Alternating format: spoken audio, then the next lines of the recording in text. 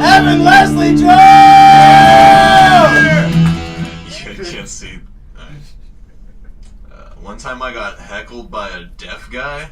It was at a bringer show, my third year of comedy.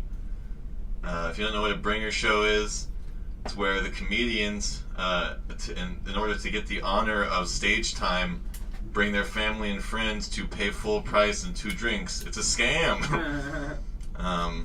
No, it's classy. And me and a couple other comics brought the minimum amount of people. We all brought 2 people. And then there was a deaf comic on the show, and he brought the entire audience. Like 100 people, all of them deaf.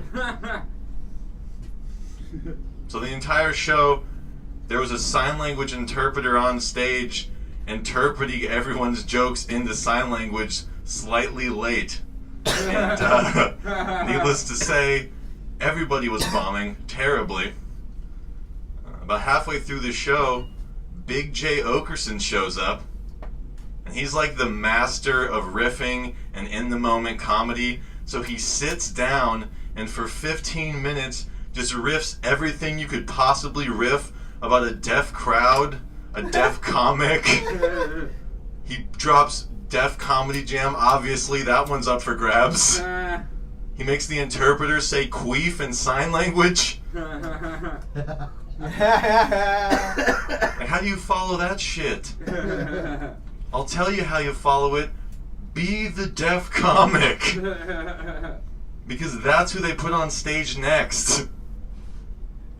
So he steps on stage, grabs the microphone, walks up to some guy in the front row, hands it to him, steps back into the spotlight, signs something. The guy in the front row says, "So I'm deaf." Standing ovation. Hasn't told a single joke, standing ovation immediately. The entire crowd, they're all clapping very loud. I don't know why. Only like 10 out of 150 of us can hear. There's some drunk deaf guy behind me just thunderhole clapping in my ear. I'm like, are you trying to make me deaf too? This is unnecessary. So he's doing his set, every single joke, fucking annihilating. Finishes after 10 minutes, gets another standing ovation. That's 2 standing ovations. Then I had to go on stage. And immediately I get up there, I'm just eating a dick. Just the worst bombing I've ever had. Like, I'm bombing so hard the interpreter just stopped interpreting my jokes. She's like, I'm not going down with this shit. This one's on you, buddy. And then the club decided that's the time they were going to drop the checks. So now I just have an entire crowd of drunk deaf people arguing over drink prices. At least I assume they were arguing. There was a lot of fast, very sharp hand movements happening. Some of them might have been rap battles. I don't know. So I'm desperate up there, and I point at a very, very drunk deaf man in the front row, and I do fake crowd work. I was like, "So where are you from?" And that's when I got heckled by a deaf guy. And if you want to know how that goes...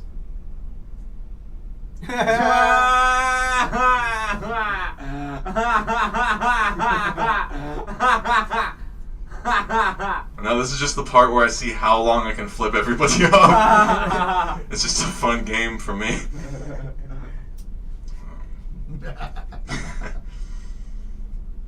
One time I ate 7 hits of acid at a frat party where nobody else was on acid. Because I don't know if you guys know the first rule of eating high-powered hallucinogens. Always do them by yourself in an unfamiliar location. Yes. Yeah, say it with me next time.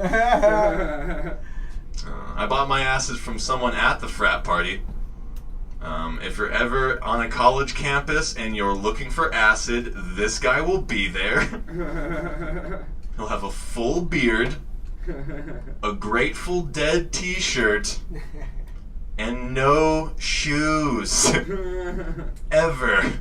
Regardless of the weather, like a fucking hobbit. Bilbro Baggins out there. That's who I bought my acid from. Right after I bought it, someone else at the party came up and he's like, "Hey man, did you just buy acid from Barefoot Billy?"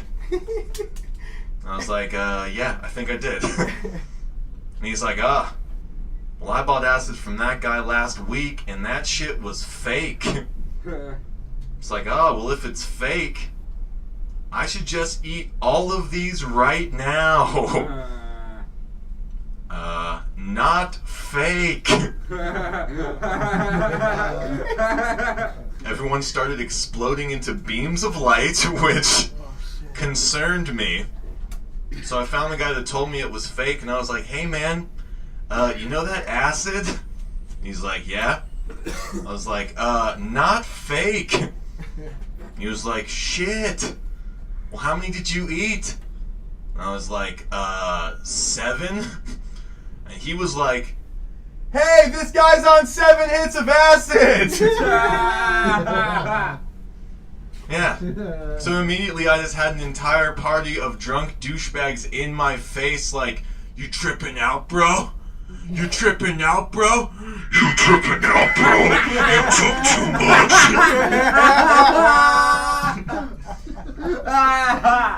I was very concerned. I look for something to make me feel okay, and I see Barefoot Billy walking upstairs, and he's glowing like Gandalf. And I was like, he represents safety. I need to follow him.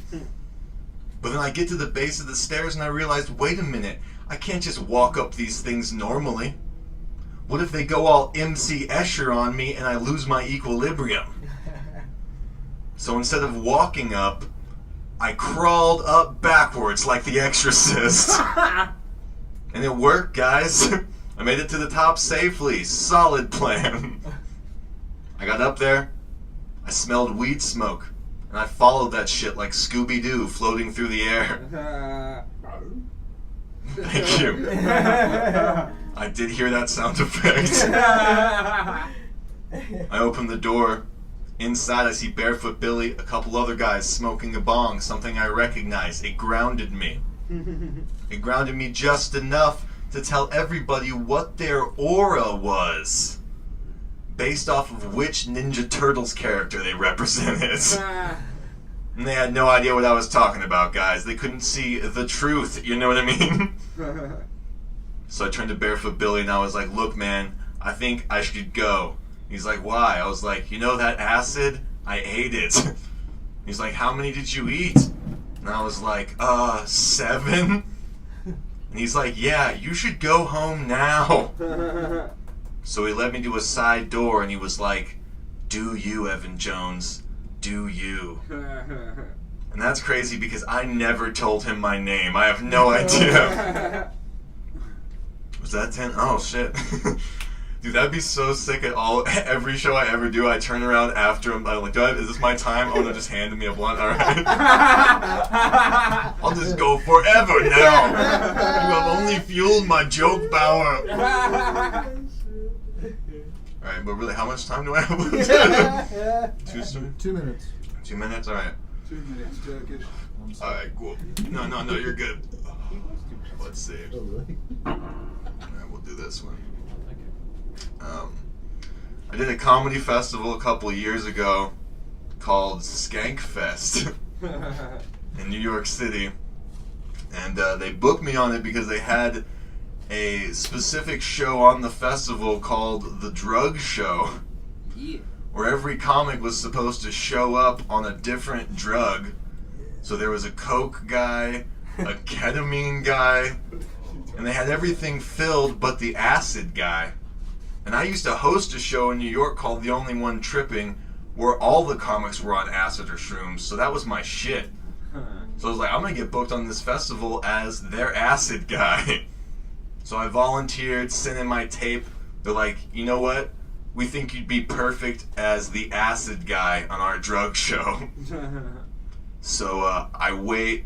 It takes about 2 weeks since I'm booked before the festival, so I'm doing all these sets. I'm taking acid. I'm gearing up. I'm like, I'm gonna crush this shit. I'm gonna live stream it. I'll show you a drug show, you know. So day of the festival, I arrive. About an hour before the show's about to start, one of the organizers comes up to me. They're like, "Hey, we're sorry, but the other comics on the drug show, they couldn't find the drugs they were supposed to do, so we're gonna cancel that show." I was like, okay, well, I'm on acid.